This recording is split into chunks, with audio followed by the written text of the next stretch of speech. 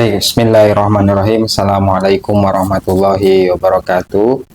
Alhamdulillahirabbil alamin wa bihi nasta'inu ala umuri dunya waddin. Wassalatu wassalamu ala asyrofil anbiya wal mursalin sayyidina Muhammadin wa ala alihi washabihi ajmain. Amma ba'du. Qala rabbi shrah li sadri wa yassir li amri wahlul 'uqdatam min lisani yafqahu qawli. Qala a'udzu bika min hamazati syayatin wa a'udzu bika rabbi ayahdurun. Subhanaka la ilma lana illa ma 'allamtana innaka antal alimul hakim. Baik para pemirsa channel YouTube sekalian, channel saya Imam Maula Fikri, bertemu lagi di video di channel ini ya. Kita seperti biasa akan membahas pelajaran-pelajaran agama ya, muatan-muatan materi pembelajaran keagamaan ya, yang mana di channel ini memang saya khususkan video-videonya adalah video pembelajaran keagamaan sebagai bagian sharing saya kepada para murid-murid saya di sekolah menengah, yang mana kita tahu jika kita mengacu ke kurikulum nasional pendidikan agama memang porsinya sangat terbatas sekali, dan ini saya sangat yakin tidak akan cukup untuk menggali semua khazanah keilmuan Islam gitu ya. Dengan itu saya membuat channel ini, ya paling tidak saya ingin sharing tentang apa yang saya pelajari di pondok pesantren dulu kepada para murid saya gitu ya, dan mungkin juga ada beberapa video lain yang semoga bermanfaat untuk kalian semua.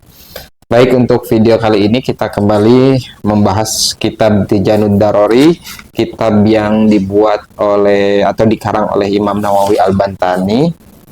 Ya, kitab ini merupakan syarah atau penjelasan dari kitab Risalah Al-Bajuri ya, tentang tauhid. Nah, pada pertemuan sebelumnya ketika membahas kitab ini kita sudah membahas satu sifat wajib bagi Allah, yaitu wujud atau ada. Allah adalah wajibul wujud ya, atau dalam istilah filsafat mungkinnya, kalau istilah Latin kita mengenal istilah prima causa atau penyebab paling utama gitu. Tidak ada sebelumnya, tidak ada kausa sebelum itulah, kurang lebih seperti itu. Kemudian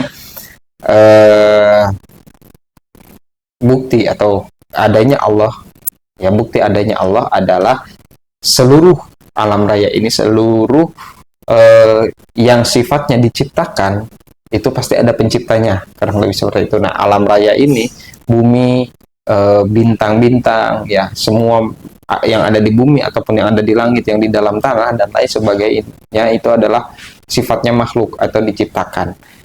Karena sifatnya diciptakan, maka pasti ada penciptanya, yaitu Allah. Kemudian adanya Allah juga tidak sama seperti yang kita bayangkan gitu. Artinya laisa kamitslihi syai'un, itu misalkan ketika Allah mengucapkan yadullahi fawqa aydihim, tangan Allah di atas tangan mereka, bukan berarti tangan Allah itu seperti tangan kita, atau tsummastawa 'alal arsy atau istawa 'alal arsy ya, bersemayam di arasnya, itu tidak bisa kita bayangkan bersemayamnya seperti kita. Nah, itu ya, itu adalah sifat wajib yang pertama kemarin kita bahas. Yang kedua sekarang adalah wajibu fi haqqihi ta'ala al-qidam al-qadimu wa ma'nahu annahu la awwala lahu ta'ala wa didduhu al-huduth. Al-qadim maknanya, artinya adalah tidak ada awal bagi Allah Subhanahu wa ta'ala, wa didduhu al-huduth, dan kebalikannya atau hal yang mustahil bagi Allah adalah al-hudus atau baru. Wa dalilu ala dzalik annahu law kana haditsan lahtaju ila muhadditsin wa huwa muhalun ya. Dan dalil atas hal tersebut adalah seandainya Allah itu baru, maka pasti Allah memerlukan yang memperbarui gitu ya, atau yang menciptakan, dan itu adalah mustahil. Nah, ini kita lihat penjelasannya dari Imam Nawawi seperti apa. Wajibu fi haqqi ta'ala al-qadimu wa ma'nahu annahu ta'ala la awwala lahu ay lam yasbiqu wujudahu ta'ala adam. Nah, ini berkaitan dengan sifat yang pertama kemarinnya, lam yasbiqu wujudahu ta'ala adam. Allah tidak didahului ketiadaan gitu ya. Tidak mungkin bagi Allah didahului ketiadaan, karena ketiadaan itu sendiri adalah hal yang mustahil bagi Allah. Bagaimana mungkin ketiadaan bisa mewujudkan keberadaan, ya? Hal yang tiada bisa menciptakan yang ada, itu kan tidak mungkin. Nah, di contoh yang kemarin kita bahas sedikit mungkin ya, seperti pulpen ini gitu ya. Pulpen ini diciptakan oleh tidak ujuk-ujuk ada pulpen, tapi dibuat oleh satu pabrik misalkan. Pabrik itu nanti kemudian ada pabrik yang lebih besar yang menyediakan mesin-mesin pembuat pulpen ini. Terus pabrik dan pada ujungnya harus ada yang bukan pabrik yang membuat semua mesin itu manusia. Nah, begitu juga manusia kan gitu. Nah, pulpen ini juga tidak mungkin hadir sendirinya gitu ya. Tapi ada proses produksinya, ada proses manufakturingnya gitu ya, dibuat dan lain sebagainya, kemudian dipasarkan sampai ada di hadapan saya. Nah, berarti ini bukan al-qadim, bukan yang ada tanpa yang awalnya nggak ada, tapi ini memang diciptakan oleh siapa? Oleh para pekerja yang ada di pabrik pulpen gitu ya. Nah, sama misalkan kemarin juga kita contohkan manusia gitu, misalkan saya sosok saya Imam Maula Fikri itu ada karena diawali adanya pertemuan kedua orang tua saya, kemudian lahirlah sosok saya diberi nama Imam Maula Fikri. Apabila misalkan orang tua saya, ayah saya dan ibu saya misalkan tidak bertemu, apakah mungkin saya ada gitu ya, atau apakah mungkin saya tidak ada? Jadi masih ada dua kemungkinan. Misalkan takdirnya adalah tidak bertemunya ayah dan ibu saya sebagai pasangan suami istri gitu ya, maka kalaupun saya lahir dari rahim ibu saya, mungkin namanya juga bukan saya gitu. Mungkin rupa wajahnya juga tidak seperti sekarang ini karena dari genetik yang berbeda gitu ya. Mungkin perawakannya tidak seperti ini karena dari genetik itu ya. Itu yang disebut karena manusia, karena kita semua diawali dari awalnya tidak ada. Kemudian karena ada pertemuan kedua orang tua kita masing-masing, jadilah kita ada. Nah, bagi Allah hal itu mustahil. Bagi Allah tidak mungkin, bagi Allah itu ketiadaan, maka Allah tidak mungkin diawali ketiadaan. Nah, di sini dijelaskan wadidduhu al-hudus. Al-hudus dimaknai oleh Imam Nawawi di sini al-wujudu ba'da adam. Disebut wudus itu ada setelah tiada. Ya, jadi awalnya nggak ada, kemudian ada. Pulpen ini mungkin awalnya nggak ada karena dulu mungkin menulis hanya pakai tinta, pakai bulu angsa gitu ya. Kemudian manusia berpikir gimana caranya supaya lebih tahan lama, bikin pulpen. Nah, kan seperti itu ya. Jadi awalnya pulpen ini nggak ada, hanya ada di bayangan saja, kemudian diciptakan. Bagi Allah itu tidak. Artinya bagi zat Allah itu tidak begitu. Tidak mungkin bagi Allah itu sebelumnya tidak ada, gitu ya. Wa dalilu ala dzalik ala wujubil qadim lahu ta'ala an taqula laulam yakun qadiman lakana hadisan adzalan wasitatan bainihima lakin kaunuhu hadisan muhalun gitu ya.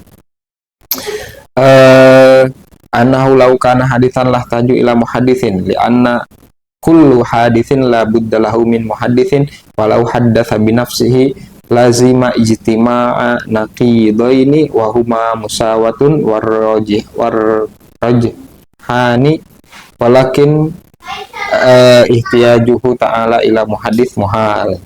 Idzan law ihtaju ila muhadditsin lahtaju muhadditsuhu ila muhadditsin aidan falizimad dauru awit tasalsuli wa huma muhalun. Ya, jadi seandainya Allah itu hudus atau ada sebelum ada setelah tiada, berarti harus ada yang sosok yang ada sebelumnya yang menciptakan ada yang kedua.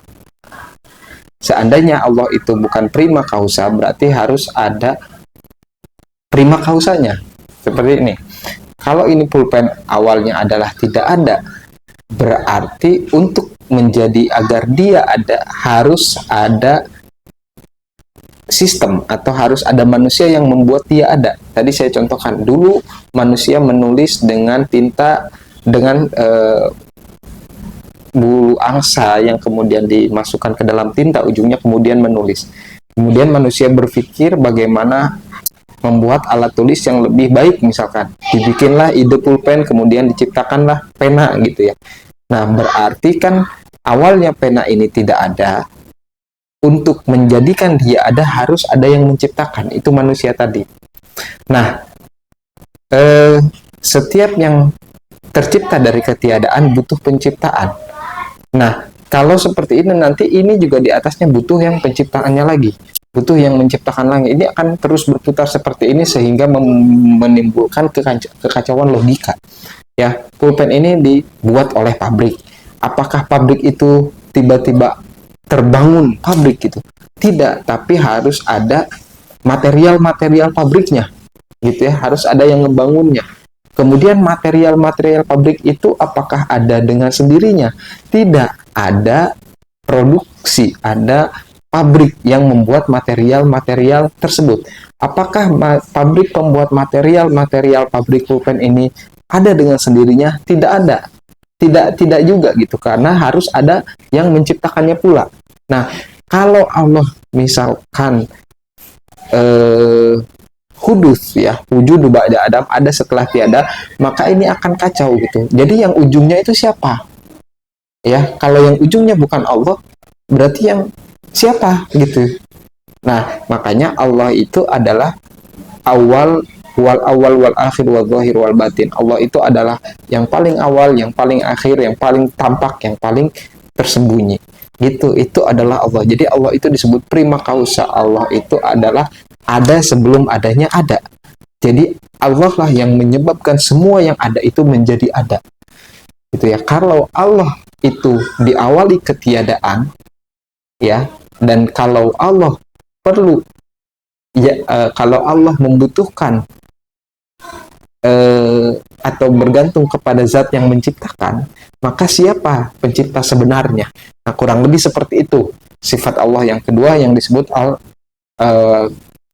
Qadim ya. Kalau kita di puji-pujian kemudian tahun 90-an ini pasti anak-anak 90-an pada tahu ya, seusia saya SD gitu ya. Wujud kidam bako, ada kidam Qadim. Itu artinya seperti itu. Jadi Allah itu ada ya memang karena Allah ada, bukan ada karena diciptakan. Karena Allah itu bukan wujudu ba'da adam, karena Allah itu bukan ada setelah tiada atau ada dari ketiadaan. Allah itulah keberadaan, Allah lah keberadaan itu sendiri. Allah lah yang menyebabkan semua ada menjadi ada, ya. Dan Allah lah ujung dari semua keberadaan ini. Jadi mustahil bagi Allah itu hudus atau ada setelah tiada. Baik, itu saja mungkin penjelasan sifat wajib bagi Allah yang kedua dari kitab Bijanud Darari. Semoga apa yang saya sampaikan bermanfaat untuk kalian semua. Wallahul muwaffiq ila aqwamit thoriq. Assalamualaikum warahmatullahi wabarakatuh.